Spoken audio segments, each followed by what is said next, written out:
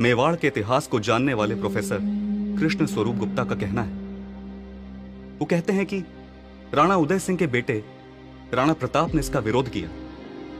प्रताप का कहना था कि भले ही पिता महाराणा उदय सिंह चित्तौड़गढ़ से चले जाएं, लेकिन मैं यहीं रहूंगा। लेकिन चित्तौड़ के शासन की जो युद्ध परिषद थी, उसने एक मत से यह निर्णय लिया था कि राज परिवार का चित्तौड़ में रहना जरूरी नहीं है। जरूरी यह है कि मुगलों से संघर्ष चलता रहे, और संघर्ष के चलते रहने के लिए यह जरूरी था कि महाराणा और उनका परिवार जिंदा रहे। जाहिर है कि मजबूरी में प्रताप को भी राणा उदय सिंह के फैसले को मानना पड़ा। राज परिवार के उदयपुर जाते ही मुगल सेना ने चित्तौड़ पर हमला बोल दिया। बताया जाता है कि मुगलों की सेना जब चित्तौड़ में घुसी तो उन्होंने आम निवासियों पर भी हमला करना शुरू कर दिया। उनके घरों में आग लगा दी और करीब 30,000 लोगों को मौत के घाट उतार दिया। इतिहासकार मानते हैं कि चित्तौड़ में अकबर के नेतृत्व में उसकी सेना ने जो कुछ किया, वैसी क्रूरता की मिसाल कम ही मिलती है। इतिहास के पन्नों में दर्ज अकबर की अगुवाई वाली सेना के इस नरसंहार के बारे में इतिहासकार डॉक्टर विघ्नेश कुमार त्यागी के मुताबिक ज्यादातर ऐतिहासिक स्रोत इस बात की पुष्टि करते हैं कि मुगल सेना ने चित्तौड़गढ़ में तकरीबन 30,000 की आबादी का खून किया। चित्तौड़ के किले में घुसते ही अकबर की सेना बेकाबू हो गई। हथियारबंद सैनिकों के दम पर अकबर ने निर्दोष लोगों का कत्लेआम कराया, वो भी तब जब वो जीत गया था। उसका विरोध करने वाला चित्तौड़गढ़ में कोई बचा ही नहीं था। बावजूद इसके ऐसी निर्ममता के साथ ऐसा अमानवीय फैसला लेना महान कहलाने वाले अकबर के चेहरे पर एक बदनुमा दाग है। युद्ध में मेवाड़ के कई इलाकों पर मुगलों का कब्जा हो गया। राणा उदय सिंह मुगलों से लड़ाई में अकेले पड़ चुके थे। आसपास के राजा एक के बाद एक अकबर से हाथ मिला रहे थे। दूसरी तरफ उदय सिंह बीमार भी रहने लगे थे। मेवाड़ में इस बात की चर्चा जोर पकड़ने लगी कि अब मेवाड़ का भविष्य किसके हाथ में होगा, कौन राजा बनेगा। और फिर एक दिन वो भी आया जब बिस्तर पकड़ चुके राणा उदय प्रताप ने अपनी ऐतिहासिक भूल कर दी। कहा जाता है कि उदयपुर के अपने राजमहल में राजा राणा उदय सिंह अपनी अंतिम सांसें गिन रहे थे। उनके चारों तरफ उनके सेवकों का मजमा था। उनकी सबसे प्रिय छोटी रानी राणा का सिर सहला रही थी, और वहीं थोड़ी दूर पर उसका बेटा जगमाल भी खड़ा था। राणा का चेहरा बता रहा था कि वो बिस्तर पर लेटे हुए किसी तरह प्राणों की डोर थामे। बड़ी हिम्मत के साथ राणा उदय सिंह खांसते हुए रानी से पूछने लगे,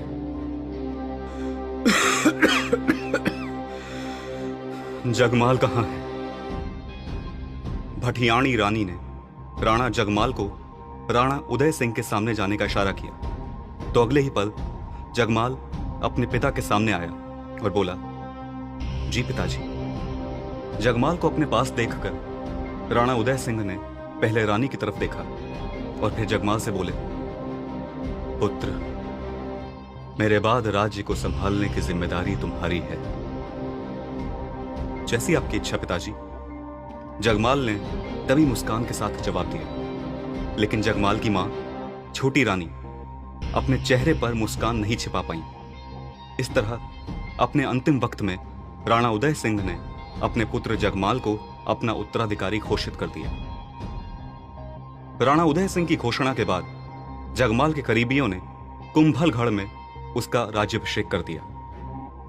मेवाड़ के पुराने वफादार सामंतों और राणा प्रताप के शुभचिंतकों को जब इस बात का पता चला तो वो नाराज हो गए। वो जगमाल को मेवाड़ का राजा बनाए जाने के खिलाफ थे। कहा जाता है कि जगमाल के राजा बनने के बाद गुस्साए सामंतों और सरदारों की बैठकें हुई, जिनका मुद्दा जगमाल को गद्दी से उतारकर मेवाड़ की गद्दी के सबसे काबिल दावेदार प्रताप को गद्दी पर बैठाना हुआ करता था। ऐसी ही एक बैठक की बानगी देखिए, जिसका जिक्र करते हुए इतिहासकार राणा प्रताप के प्रति जन भावनाओं को बयान करते हैं। कहा जाता है कि राजा तंवर राम शाह के घर हुई इस बैठक में इलाके के कई सामंत शामिल हुए।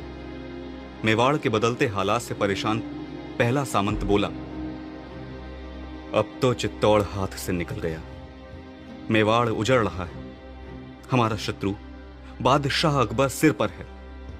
इस हालत में अगर जगमाल को राजगद्दी पर बिठाया गया तो समस्या और बढ़ जाएगी। राणा प्रताप से योग्य कोई दूसरा नहीं है जो हमारा नेतृत्व कर सके। ऐसे ही एक एक करके कई सामंतों ने अपनी परेशानी और चिंता जाहिर की। सब चाहते थे कि इन हालात से बचने के लिए मेवाड़ की कमान प्रताप को सौंपकर उसे ही महाराणा बनाया जाए। सबकी बातें सुनने के बाद राजा तंवर राम शाह आखिर में बोले, तो फिर सर्वसम्मति यह है कि राजगद्दी पर जगमाल की जगह राणा प्रताप को बिठाना चाहिए, और अगर हम सबकी राय यही है तो फिर ऐसा ही होगा। सामंतों सरदारों के ये बयान बताते हैं कि मेवाड़ के कई सामंतों को लगता था कि राणा प्रताप मुगलों के खिलाफ मेवाड़ को फिर से खड़ा कर सकते हैं। राणा प्रताप ने कई सफल सैन्य अभियानों की अगुवाई कर अपनी वीरता, युद्ध कौशल और नेतृत्व क्षमता का परिचय दिया था।